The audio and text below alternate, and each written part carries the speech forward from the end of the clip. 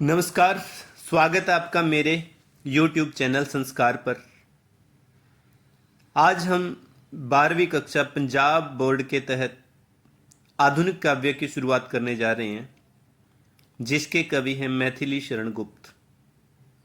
ये बहुत अच्छे कवि हैं। इनकी जो कविता है सखी वे मुझसे कहकर जाते, आज हम इसकी व्याख्या करने जा रहे हैं। बच्चों ध्यान से देखना है, सुनना है। इसमें जो गौतम बुद्ध थे, यानी कि उनका पहला नाम सिद्धार्थ था। उनकी शादी के बाद उनका एक बच्चा राहुल और पत्नी यशोधरा रात को सोए हुए थे, तो ज्ञान प्राप्ति के लिए, साधना के लिए, सत्य की प्राप्ति के लिए कहते हैं गौतम जी उन्हें छोड़कर चले जाते हैं। लेकिन वह उनकी पत्नी यशोधरा इस बात से दुखी होती है और वो यही सोचती है कि काश वो मुझे बता कर जाते, तो क्या मैं उनके रास्ते की रुकावट बनती, मैं तो खुशी खुशी उन्हें भेज देती।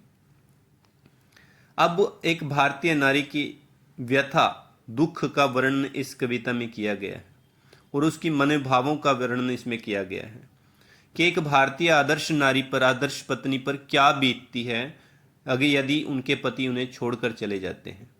गौतम यानी कि सिद्धार्थ जी उन्हें छोड़कर चले गए हैं, तो यशोधरा अपनी सखी से कहती है कि हे सखी, वे मुझसे कहकर तो जाते, यदि उन्हें जाना ही तो था तो मुझे कहकर तो जाते। और उसके मन में और क्या क्या विचार आते हैं, तो ध्यान से देखना बच्चों। अब वो कहती है कि सखी वे मुझसे कहकर जाते, कह तो क्या मुझको वे अपनी पथ बाधा ही पाते। अब ध्यान से देखना, इसमें कहती है कि सखी यदि मेरे पति मुझसे कहकर चले जाते, यदि उन्हें जाना ही था, लेकिन कह तो क्या मुझके वो अपनी पथ बाधा पाते। पथ बाधा होता है रुकावट, रास्ते की रुकावट। अगर मुझे कह देते तो क्या मुझको वे यानी कि सिद्धार्थ जी, गौतम बुद्ध, अपनी अपने पथ होता है रास्ता, बाधा होता है रुकावट, क्या वो मुझे अपनी रुकावट पाते, क्या मैं उन्हें नहीं जाने देती रोते हुए। आगे देखिए क्या कहती है, मुझको बहुत उन्होंने माना, मुझको बहुत उन्होंने माना, फिर भी क्या पूरा पहचाना। कहती है यदि मुझको उन्होंने बहुत माना है, बहुत सत्कार दिया है, लेकिन मुझे लगता है कि उन्होंने फिर भी मुझे पूरी तरह पहचाना नहीं। मैंने मुख्य उसी को माना, मैंने तो अपना सब कुछ उनको मान लिया था जो वे मन में लाते। काश वो एक बार इस बात को मन में तो लाते, मुझे कह तो देते जाने से पहले।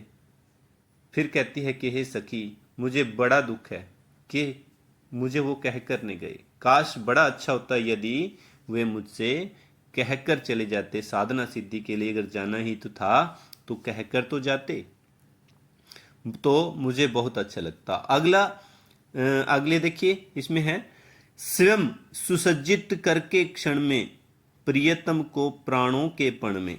अब ये सोदरा कहती हैं कि हे सखी, हम क्षत्रिय नारियां हैं, अपने धर्म का पालन करने के लिए उन्हें खुद सुसज्जित, सुजाकर क्षण में, उस थोड़ी ही देर में प्रियतम को, अपने पति को प्राणों के पण में, प्राणों की बाजी लगाने के लिए हम युद्ध मैदान में उनको आप खुद भेज देती हैं, भेज देती हैं रण में। क्षात्र धर्म के नाते, क्षत्रिय धर्म की नारियां, औरतें होने के नाते हम अपने पति को मरने के लिए भी, युद्ध में लिए भी भेज देती हैं, तो क्या मैं वहां पर उसको नहीं जाने देती। तो वो तो अच्छा होता, हे सखी, सखी वे मुझसे कहकर जाते तो कितना अच्छा होता, कितना अच्छा होता। अगला आगे देखिए, चलते हम। हुआ न यह भी भाग्य अभागा, किस पर विफल गर्व अब जागा। कहती है मेरा तो भाग्य अभागा, यानी कि मेरी तो किस्मत भी अभागन है, मैं तो ऐसी होगी। विफल गर्व, फालतू व्यर्थ में जो गर्व था अपने पति पर, अब जागा। कहती है वो अब जागा है जो किसी काम का नहीं है, क्योंकि वो तो मेरे पास है ही नहीं है। कैसा गर्व, जिसने अपनाया था त्यागा। कहती है जिसने मुझे शादी करके लाए थे, अपना कर लाए थे, उन्हीं ने मुझे त्याग दिया, छोड़कर चले गए। रहें स्मरण वो आते, फिर भी वो काश मुझे याद आते रहें, बस मैं उनको भूलूं ना, उन्हीं की याद में रहूं। हे सखी अगर बहुत अच्छा होता वे मुझसे कह कर जाते अगर।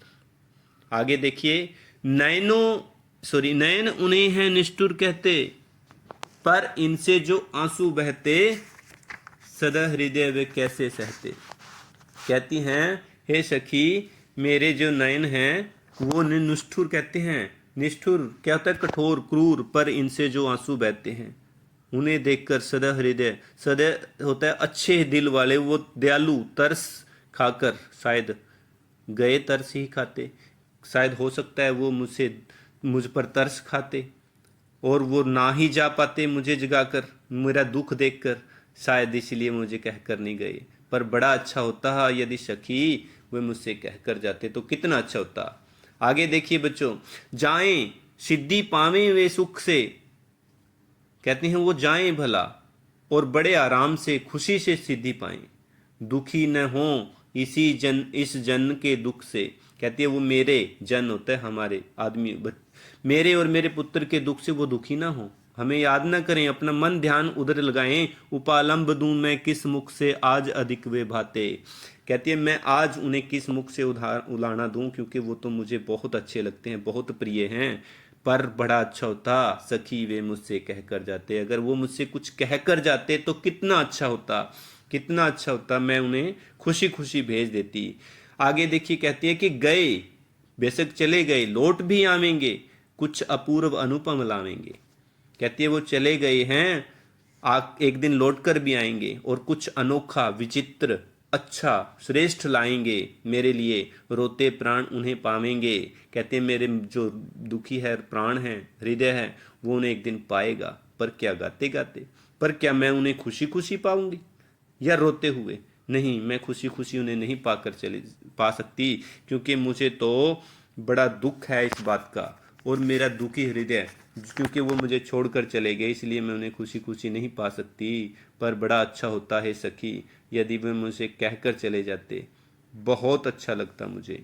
इसलिए वो उनकी सत्य साधना में यशोधरा कहती है महान उद्देश्य है उनका, और मैं उन्हें जाने देती बड़ी खुशी खुशी। तो बच्चों यशोधरा के मनोभावों को इसमें व्यक्त किया गया है। तो आगे कुछ 2-3 प्रश्न उत्तर हैं आपके, बड़े इंपॉर्टेंट हैं, बस यही है इसमें। जैसे कहते हैं सखी वे मुझसे कहकर जाते, इस कविता में यशोधरा को किस बात का दुख है? बस इसका क्लियर ही हो गया आपको, इस बात का दुख है कि क्योंकि उनके पति उनको कुछ छोड़कर चले गए और उनसे कुछ कहा भी नहीं।